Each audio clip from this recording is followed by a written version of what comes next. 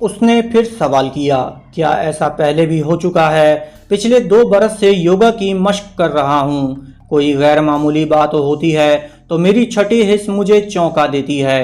سمجھ میں نہیں آتا ابھی غیر معمولی بات کیا ہوئی تھی۔ ویسے میرا علم کہتا ہے تم ایک غیر معمولی لڑکی ہو۔ میں تمہاری باتوں سے سمجھ گئی تم لکی واٹسن ہو۔ کمال ہے، کیسے سمجھ گئی؟ میرے بزرگ محترم ربی اسفندیار نے تمہارا ذکر کیا تھا۔ مجھے یقین ہے تم فارم تک میری رہنمائی کرو گے۔ ضرور کروں گا، لیکن آگے بھی دشمنوں نے محاذ بنا رکھا ہے۔ میں ان سے ذرا فاصلے پر گھاس پر رینگتا آیا ہوں۔ وہ 2 تھے مگر ٹرانسمیٹر کے ذریعے مزید مسلح ساتھیوں کو طلب کر رہے تھے۔ کیا فارم تک جانے کا دوسرا راستہ ہے؟ کیا تم مشکل حالات میں پورے اعتماد سے موٹر سائیکل چلا سکتی ہو؟ میں یقین سے نہیں کہہ سکتی۔ پہلی بار 4 دیواری سے نکلی ہوں۔ مجھے مہماتی زندگی کا تجربہ نہیں ہے۔ میں نے موٹر سائیکل کو سنبھالتے ہوئے کہا، پیچھے بیٹھو، میں ڈرائیو کروں گا۔ وہ موٹر سائیکل سے اتر کر ذرا دور ہو گئی۔ میں نے پوچھا، کیا ہوا؟ وہ ہچکچاتے ہوئے بولی، مجھے افسوس ہے، میری ماما اور محترم ربی کے سوا کوئی میرے قریب نہ بیٹھ سکتا ہے، نہ مجھے چھو سکتا ہے۔ کیا تم آگ ہو؟ طنز نہ کرو، یہ میرا مزاج ہے، میں کسی کی قربت برداشت نہیں کر سکتی۔ میں نے موٹر سائیکل چھوڑ دی، وہ گر پڑی۔ پھر میں نے کہا، اسے اٹھاؤ اور خود ڈرائیو کرو۔ میں بھی سوسائٹی میں اونچا مقام رکھتا ہوں، تم سے کسی طرح کمتر نہیں ہوں۔ اس لمحے سے تمہیں کمتر سمجھتا ہوں اور تمہیں اپنے ساتھ بیٹھنے کے قابل نہیں سمجھتا۔ اس نے توہین محسوس کی، گلابی ہونٹوں کو بھینچ لیا۔ اس کے جی میں آیا مجھے دماغی جھٹکا پہنچائے، مگر مجبور تھی۔ خواہ خواہ اپنی غیر معمولی صلاحیت کا مظاہرہ نہیں کرنا چاہتی تھی۔ پھر میں یوگا کا مظاہرہ کر چکا تھا، اور آخری بات یہ کہ وہ اجنبی جگہ بالکل تنہا تھی۔ ایک رہنما چاہیے تھا۔ اس نے غصے کو برداشت کرتے ہوئے کہا، مسٹر لکی، تمہارا علم جھوٹ نہیں کہتا۔ میں ایک غیر معمولی لڑکی ہوں، مگر کیا ہوں یہ کبھی جان نہیں سکو گے۔ تمہیں پہلی اور آخری بار سمجھاتی ہوں، آئندہ کبھی مجھے کمتر کہا یا سمجھا تو پھر ساری زندگی کچھ سمجھنے کے قابل نہیں رہو گے۔ میں نے دوسری موٹر سائیکل کو اٹھاتے ہوئے کہا، واہ کیا انداز ہے، کیا دھمکی ہے، کیا دھماکہ ہے۔ مارنا ہی چاہتی ہو تو نظر بھر کر دیکھو، پٹ سے مر جاؤں گا، اور نہ مرنا چاہوں تو تمہارے فرشتے بھی میرا کچھ نہیں بگاڑ سکیں گے۔ یقین نہ ہو تو اپنے ربی سے میرے متعلق اور معلومات حاصل کر لینا۔ مجھے معلوم ہے تم نے اپنی کتابی زندگی پڑھ لی ہے۔ تمہیں یقین ہے ابھی نہیں مرو گے اور نہ کسی سے نقصان اٹھاؤ گے۔ اسی غرور میں بھول گئے ہو کہ کاتب تقدیر تمہاری زندگی کی تحریر چشم زدن میں بدل سکتا ہے۔ میں نے کاتب تقدیر سے التجا کی ہے کہ کسی خوبصورت بلا کے حوالے سے موت نہ آئے۔ باقی اللہ مالک ہے، میں جا رہا ہوں۔ آنا چاہو تو پیچھے پیچھے چلی آؤ، اپنے فارم تک پہنچ جاؤ گی۔ میں نے ذرا وقت ضائع کر کے موٹر سائیکل اسٹارٹ کی تاکہ وہ بھی ساتھ آ سکے۔ جب میں آگے بڑھا تو وہ پیچھے اپنی موٹر سائیکل پر آ رہی تھی۔ وہ سچ مچ اپنے مزاج سے مجبور تھی۔ اس کی ماما اور ربی کے سوا کسی نے اسے متاثر نہیں کیا تھا، اسی لیے وہ کسی کی قربت برداشت نہیں کرتی تھی۔ کبھی بیمار پڑتی تو کوئی لیڈی ڈاکٹر ہی آ کر اسے ہاتھ لگاتی تھی۔ زندگی کے کسی بھی مرحلے پر اپنے کسی بھی معاملے میں کسی اجنبی کی ضرورت آج تک نہیں ہوئی۔ ہاں، اب وہ زندگی کے ایسے موڑ پر آ گئی تھی جہاں میں اس کی ضرورت بن سکتا تھا۔ دیکھنا یہ تھا کہ وہ کب تک مجھ سے کتراتی ہے۔ رات کے سناٹے میں موٹر سائیکلوں کی آواز دور تک جا رہی ہوگی۔ آخری محاذ پر دشمن پوری طرح مستعد ہوں گے۔ میں نے راستہ بدل دیا، اگرچہ میں نے آئلس آف مین کا نقشہ اچھی طرح دیکھا اور سمجھا تھا، وہاں کا جغرافیہ بھی پڑھا تھا، تاہم ایک راستے کی تفصیل یاد نہیں تھی۔ مجھے معلوم نہیں تھا کہ وہ راستہ ہمیں کہاں لے جائے گا، بس یہ امید تھی کہ ادھر دشمن نہیں ہوں گے۔ وہ ڈرائیو کرتی ہوئی میرے برابر آ گئی۔ میں نے اسے دیکھا، پھر کہا، حسین مورت پھولوں بھری سیج پر سجتی ہے، موٹر سائیکل پر سارا رومانس غارت ہو جاتا ہے۔ یو شٹ اپ، میں یہ پوچھنے آئی ہوں فارم کتنی دور ہے؟ اب جتنی بھی دور ہو، 12:05 ہو چکے ہیں۔ میرے علم کے مطابق نہ تو تم فارم میں داخل ہو سکو گی اور نہ ہی تمہیں یہ کوشش کرنا چاہیے۔ مجھے تمہارے علم سے کوئی دلچسپی نہیں ہے، فاصلہ بتاؤ۔ کیسے بتاؤں؟ میں نے وہ راستہ چھوڑ دیا ہے جو فارم کی طرف سیدھا جاتا ہے۔ کیا مطلب؟ اس نے موٹر سائیکل روک دی۔ میں نے بھی رکتے ہوئے کہا، میں بتا چکا ہوں، اس سیدھے راستے پر دشمن خاصی تعداد میں محاذ بنائے بیٹھے ہیں۔ یہ راستہ لمبا ہے، ہم دیر سے پہنچیں گے، مگر شاید خیریت سے پہنچ جائیں گے۔ کہیں تم مجھے بھٹکا تو نہیں رہے ہو؟ کیا میں دشمن لگ رہا ہوں؟ اس نے مجھے ٹٹولتی ہوئی نظروں سے دیکھا۔ وہ سوچ رہی تھی، کاش میں اس کے دماغ کو چپکے سے پڑھ سکتی۔ ایک اجنبی جگہ اجنبی ملا، وہ بھی یوگا کا ماہر، میری دسترس سے باہر۔ میں نے کہا، مجھے اچھی طرح دیکھ لو، اگر قیافہ شناس ہو تو چہرہ پڑھ کر معلوم کر لو میں دشمن ہوں یا دوست۔ اس نے کہا، ٹیرر نامی بدماش نے میرا راستہ روکا تھا، تم نے اچانک میری مدد کرنے کیسے پہنچ گئے تھے؟ میں نے پوچھا، تمہیں کیسے معلوم ہوا کہ اس بدماش کا نام ٹیرر ہے؟ وہ بوکھلا گئی، کیونکہ خیال خوانی کے ذریعے اس کا نام معلوم کیا تھا۔ پھر جلدی سے سنبھل کر بولی، اس کے ایک ساتھی نے اسے نام لے کر پکارا تھا۔ تم میرے سوال کا جواب دو، تمہیں میری آمد کا علم کیسے ہوا اور تم میری خاطر اتنی دور کیوں چلے آئے؟ سارا قصہ یہاں بیٹھ کر سنو گی یا آگے راستے میں؟ ہم نے ایک ساتھ گاڑی اسٹارٹ کی، پھر انجانے راستے پر بڑھتے ہوئے میں نے اسے بتایا کس طرح کیمرون ڈی مورا مجھے گھیرنا چاہتا تھا۔ اس کے آدمیوں نے میرے کاٹیج میں پہنچ کر مجھ پر حملہ کیا۔ میں نے جھوٹ کہہ دیا کہ ان حملہ آوروں کے ذریعے کیمرون کے اس منصوبے کا علم ہوا جس کے تحت وہ شیبا کو اغوا کرنا چاہتا تھا۔ شیبا نے کہا، میرے سوال کا جواب ادھورا رہ گیا، تم میری خاطر اتنی دور کیوں آئے؟ اس کے دو جوابات ہیں۔ پہلا جواب یہ کہ ربی اسفندیار سے میرے اچھے تعلقات ہیں، تمہاری حفاظت کرنا میرا فرض ہے۔ دوسرا جواب ایسا ہے جس پر تم یقین نہیں کرو گی۔ کیا وہ یقین کرنے والی بات نہیں ہے؟ بعض باتیں وقت سے پہلے ناقابل قبول ہوتی ہیں۔ ایسی کیا بات ہے؟ میں ضرور سننا چاہوں گی۔ سننا چاہتی ہو تو سنو۔ میں نے تمہارا ذائچہ بنایا، تمہارے نام کے اعداد کی تفسیر پڑھی، تمہارے مقدر کے پتے پھینٹ کی طرح دیکھے۔ ہر بار یہی جواب ملا کہ ہمارے ستارے ملتے ہیں، ہم ایک دوسرے کی زندگی میں بڑی اہمیت اختیار کرنے والے ہیں۔ وہ ناگواری سے بولی، تم خوش فہمی میں اور خیالی دنیا میں رہنے والے ہو۔ میں خیالی نہیں، خالی دنیا میں رہتا تھا، اب یہ دنیا تمہاری ذات سے پر ہو رہی ہے۔ اس نے پہلی بار پرکھنے والی نظروں سے دیکھا۔ ایسے وقت ڈرائیونگ کی طرف سے دھیان ہٹ گیا، موٹر سائیکل ڈگمگانے لگی، وہ فوراً ہی سنبھل گئی۔ میں نے کہا، گاڑی روکتا ہوں، مجھے اچھی طرح دیکھ لو۔ اس نے تیور بدل کر کہا، دیکھوں گی، تمہیں دیکھ لوں گی۔ وہ چپ ہو کر ربی اسفندیار کے پاس پہنچ گئی۔ میرے بزرگ، میں بول رہی ہوں، بیٹی، میں تمہارا ہی انتظار کر رہا تھا۔ خیریت سے پہنچ گئی ہو نا؟ کیسی خیریت؟ یہاں تو قدم رکھتے ہی مصیبت پر مصیبتیں آ رہی ہیں۔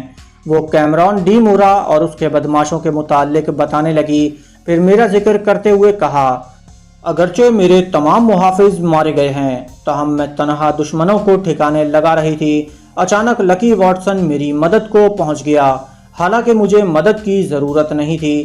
بیٹی، ایسا نہ کہو، کوئی دوستانہ امداد پہنچائے تو انکار نہیں کرنا چاہیے۔ تمام محافظ مارے گئے ہیں، یوں بھی تمہیں ایک ہمدرد ساتھی کی ضرورت ہے۔ شیبا نے مجھے کنکیوں سے دیکھا، پھر ربی سے کہا، آپ جانتے ہیں میں کسی اجنبی کا ساتھ برداشت نہیں کرتی، خواہ وہ کتنا ہی مہربان ہو۔ میری بچی، حالات سے سمجھوتا کرو۔ لکی واٹسن کا ساتھ وقتی ہے، وہ عزت دار اور نیک آدمی ہے، تمہیں اس سے کبھی نقصان نہیں پہنچے گا۔ وہ کہنا چاہتی تھی، یہ نیک نام اپنے نام اور میرے نام کے ساتھ ستارے ملا رہا ہے، میری زندگی میں اہمیت اختیار کرنے کی پیشن گوئی کر رہا ہے۔ میں نے اسے ایسا کہنے سے باز رکھا۔ اس کی سوچ میں کہا، ربی سے ایسی باتیں نہیں کہنا چاہیے कितनी मुश्किलों के बाद चार दीवारी से बाहर एक वसी दुनिया में जिंदगी गुजारने आई हूँ। रब्बी को मालूम होगा कि लकी वॉटसन मुझ पर डोरे डाल रहा है तो वो मुझे किसी के हाथ लगने नहीं देंगे, फौरन वापस बुला लेंगे। शीबा को अकल आ गई। उसने सोचा, नहीं, मैं रब्बी को ज़ाती मामलात की हवा भी लगने नहीं दूंगी। फिर लकी मुझ पर क्या डोरे डालेगा। मुझे गुस्सा आया तो मैं उसे मजनू बनाकर पत्थरों से सर टकराने पर मजबूर कर दूंगी। उसने रब्बी से कहा, मैं आपकी हिदायत पर अमल करूंगी। ये लकी मुझे किसी लंबे रास्ते से फार्म की तरफ ले जा रहा है। सीधे रास्ते पर दुश्मनों का खतरा है। तुम उस पर एतमाद करो। अचानक ही कई तरफ से फायरिंग हुई। मेरी मोटरसाइकिल डगमगा गई। मैं संभल गया।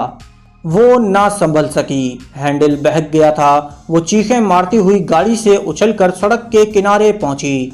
फिर वहां से लुढ़कती हुई हरी भरी घास की सेज पर ठहर गई। तकलीफ से कर्राहने लगी। मैं तन्हा होता तो गाड़ी की रफ्तार बढ़ाकर फायरिंग रेंज से निकल जाता, मगर उसकी खातिर गोलियों की बौछार में रुकना पड़ा। मैंने मोटरसाइकिल को एक तरफ फेंका, झुकता हुआ दौड़ता हुआ सड़क को पार कर गया। फिर फायरिंग हुई। कितनी ही गोलियों ने पुख्ता सड़क पर सूरज संगीत सुनाए। मैं फौरन ही गिरकर लुढ़कता हुआ शीबा के पास पहुंच गया। वो चारों शाने चित पड़ी हुई थी। अपनी कमर पकड़कर कर्राते हुए बोली, तुमने कहा था ये रास्ता महफूज है। जिंदगी का कोई रास्ता महफूज नहीं होता, बचकर निकलना पड़ता है। बातें ना बनाओ और तुम गुस्सा ना दिखाओ। मुझे क्या मालूम था कि तमाम रास्तों की नाकाबंदी की गई होगी। वो कर्राहने लगी। मैंने कहा, कर्राहते वक्त मुंह टेढ़ा होता है, आईना देख सकती हो। वो यकलख्त कर्राहना भूल गई। औरत को अपने हुस्न का बड़ा ख्याल होता है। वो कभी टेढ़ा मुंह दिखाना पसंद नहीं करती। शीबा बड़ी खामोशी से कमर की तकलीफ बर्दाश्त करने लगी। मैंने कहा, तुम मेरे पास नहीं आना चाहती थीं, अब हम पास पास मौजूद हैं। वो फौरन करवट बदलकर दूर हो गई। किसी ने दूर से चीखकर कहा, तुम दोनों हाथ उठाकर सड़क पर आ जाओ, हम गोली नहीं चलाएंगे। हम दोनों ने ख्याल ख्वानी की परवाज़ की। बोलने वाले के दिमाग में पहुंचे। वो और उसके चार साथी मुख्तलिफ दरख्तों के पीछे छुपे हुए थे। पता चला सड़क के दूसरी तरफ उसके और साथी हैं। अगर वहां से बचकर निकले तो आगे और भी रोकने वाले मौजूद हैं। मैं उसके जरिए मालूमात हासिल कर रहा था। उसी वक्त शीबा ने उसके दिमाग पर कब्जा जमाया। वही पुराना तरीक़ेकार इख्तियार करना चाहती थी। उसके जरिए गोलियां चलाकर उसके तमाम साथियों को हलाक करना चाहती थी। मैंने उसकी सोच में कहा, मुझे अच्छी तरह सोच समझ लेना चाहिए। मैं इस तरह दुश्मनों को हलाक करूंगी तो वो लकी वॉटसन को टेलीपैथी का शुबा होगा। इससे पहले शौकी ने टेरर और दूसरे साथियों को बेइख्तियार हलाक किया और खुद को भी मार डाला। यही वाकया यहाँ होगा तो मेरी ख्याल ख्वानी का भेद खुल जाएगा। सोचने के दौरान फिर गोलियां चलीं। फिर धमकी दी गई कि हम दोनों सड़क पर न आए तो बेमौत मारे जाएंगे। मैं शीबा की सोच में उसे समझा रहा था, मगर बेमौत मरने के ख्याल ने मेरे मशवरे को बेअसर कर दिया। उसने अपने तरीके कार के मुताबिक दुश्मनों को आपस में लड़ने मरने पर मजबूर कर दिया। ज़रा सी देर में मौत का सन्नाटा छा गया। वो बोली, मैं सड़क पर नहीं जाऊंगी। क्या हम इधर जंगल के रास्ते फार्म तक पहुंच सकते हैं? ये कैमरॉन का इलाका है। मेरा इस जंगल से कभी गुजर नहीं हुआ है, मगर हमारे बचाव का यही एक रास्ता है। तो फिर चलो। वो चलने के लिए ज़रा उठी, फिर कमर पकड़कर बैठ गई। सड़क के दूसरी तरफ से धमकियां मिलने लगीं। मैंने एक हाथ बढ़ाकर कहा, सारे के बगैर चल सकती हो या हाथ लगाऊं? नहीं। वो पीछे हट गई। फिर आहिस्ता आहिस्ता उठने लगी। अमली ज़िंदगी इस तरह गुजारती रही होगी तो मालूम होगा इंसान किस तरह ज़ख्मों से चूर होकर भी दौड़ता रहता है। वो हिम्मत करके आगे बढ़ने लगी। उसी वक्त दूर से फायरिंग हुई। वो लड़खड़ा कर गिरना चाहती थी। मैंने थाम लिया। उसके हलक से चीख निकल गई। जिंदगी में पहली बार किसी ने अचानक उसे पकड़ लिया था। वो खुद को छुड़ाने लगी। फिर गोली चली तो मैंने उसके मिजाज की ऐसी की तैसी कर दी। उसे यकबारगी उठाकर कांधे पर लादा, फिर दौड़ने लगा। वो आराम से जा रही थी, मुझ पर लदी हुई थी, मगर पीठ पर घूंसे मार रही थी। چھوڑ دو مجھے، چھوڑ دو، تم نے مجھے ہاتھ لگانے کی جرت کیسے کی؟ میں تمہیں زندہ نہیں چھوڑوں گی۔ اچانک میرے دماغ کو جھٹکا لگا، تکلیف کی شدت سے چیخ نکل گئی، قدم لڑکھڑا گئے، میں اسے لیے لیے اوندھے منہ گر پڑا۔ دماغ کو جھٹکا پہنچتے ہی میں نے سانس روک لی تھی، تکلیف برداشت کر رہا تھا۔ شیبا نے پھر جھٹکا پہنچانا چاہا مگر ناکام رہی۔ میں نے اسے گھور کر دیکھا، پھر کہا، میں پہلے ہی سمجھ گیا تھا کہ تم کوئی غیر معمولی لڑکی ہو۔ اب یقین سے کہہ سکتا ہوں تم ٹیلی پیتھی جانتی ہو۔ میں نہیں جانتی، تم نے میرے دماغ کو جھٹکا پہنچایا ہے۔ میری سمجھ میں نہیں آتا تم کیا کہہ رہے ہو۔ میں شوقی اور اس کے آدمیوں کے مرنے کا تماشا دیکھ کر سمجھ رہا تھا۔ شاید وہ پاگل ہو گئے تھے، مگر یہاں بھی ہم پر فائر کرنے والے آپس میں ایک دوسرے کو گولی مار کر مر گئے۔ کیا یہ سب محض اتفاق ہے؟ میں نے کہہ دیا نا، میں نہیں جانتی۔ میں نے اچانک اس کا ہاتھ پکڑ کر کھینچا۔ وہ تل ملا کر بولی، چھوڑ دو ورنہ تمہارے دماغ۔ وہ کہتے کہتے رک گئی۔ میں نے کہا نا، میں یہی اگلوانا چاہتا تھا۔ میں نے ہاتھ چھوڑ دیا۔ وہ کہنا چاہتی تھی، اس سے پہلے ہی چیخ مار کر گھاس پر گر پڑی۔ ایک گولی قریب ہی سے سنسناتی ہوئی گزری تھی، میں بھی اس کے ساتھ گر پڑا تھا۔ کسی نے چیخ کر کہا، ہم چار ہیں اور تم چاروں طرف سے گھرے ہوئے ہو۔ تم میں سے کسی نے بھاگنے کی حماقت کی تو جان سے جائے گا۔ چاند نکل آیا تھا گھنے درخت کے باوجود، وہ سب چاندنی میں نظر آ رہے تھے۔ آواز کی سمت ایک شخص درخت کی آڑ میں کھڑا ہوا تھا۔ ہم نے دائیں طرف دیکھا، ادھر سے دوسرا شخص کہہ رہا تھا، تم دونوں کے پاس جو ہتھیار ہیں انہیں دور پھینک دو۔ میں نے کہا، ہمارے پاس ایک بھی ہتھیار نہیں ہے۔ تیسری جانب سے تیسرے نے کہا، جھوٹ مت بولو، تم نے ہتھیار کے بغیر ہمارے آدمیوں کو کس طرح ہلاک کیا؟ میں نے شیبا سے سرگوشی میں کہا، جواب دو، کیسے ہلاک کیا؟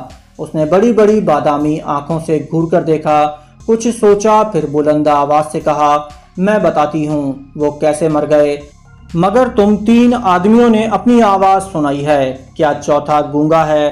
چوتھی سمت سے آواز آئی، میں منہ سے نہیں بندوق کی زبان سے بولتا ہوں۔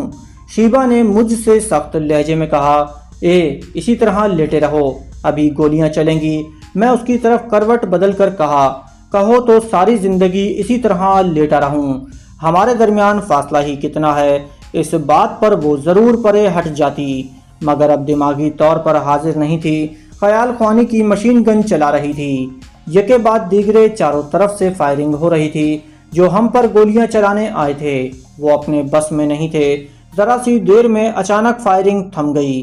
للکارنے والے اور فائرنگ کرنے والے ہمیشہ کے لیے خاموش ہو گئے تھے۔ ہمارے درمیان بھی کچھ دیر خاموشی رہی۔ پھر میں نے حیرانی سے پوچھا، کیا واقعی تم ٹیلی پیتھی جانتی ہو؟ میں کالا علم جانتی ہوں، میں جادو پر یقین نہیں کرتا۔ یقین کر لو گے جب تمہاری شامت آئے گی۔ شامت اتنی حسین ہوتی ہے تو ابھی آ جائے۔ وہ اٹھ کر بیٹھ گئی، غصے سے دیکھنے لگی۔ میں اس کا خیال پڑ رہا تھا، وہ سوچ رہی تھی، میں نے بہت مجبور ہو کر اس کے سامنے ٹیلی پیتھی کا مظاہرہ کیا ہے، کمبخت اسے کالا جادو ماننے سے انکار کر رہا ہے، میں کیا کروں؟ اس نے ربی اسفندیار کو مخاطب کر کے اپنی پریشانی بتائی۔ انہوں نے کہا، یہ بہت برا ہوا، ہم لکی کو اپنا رازدار نہیں بنا سکتے، کسی کو بھی اس راز میں شریک نہیں کر سکتے۔ محترم ربی، جان بچانے کے لیے خیال خوانی کا سہارا لینا پڑا، میں بہت مجبور تھی، میں سمجھتا ہوں۔ تم پہلی بار ایسے حالات سے گزر رہی ہو، تم نے جو کچھ کیا وہ لازمی تھا۔ لکی واٹسن دوست آدمی ہے، مگر تمہیں پراسرار بن کر رہنے کے لیے دوست پر بھی اعتماد نہیں کرنا چاہیے۔ میں آپ کی بات سمجھ رہی ہوں۔ جب میں نے اپنی ماما کو اپنا راز نہیں بتایا تو یہ لکی کون ہوتا ہے؟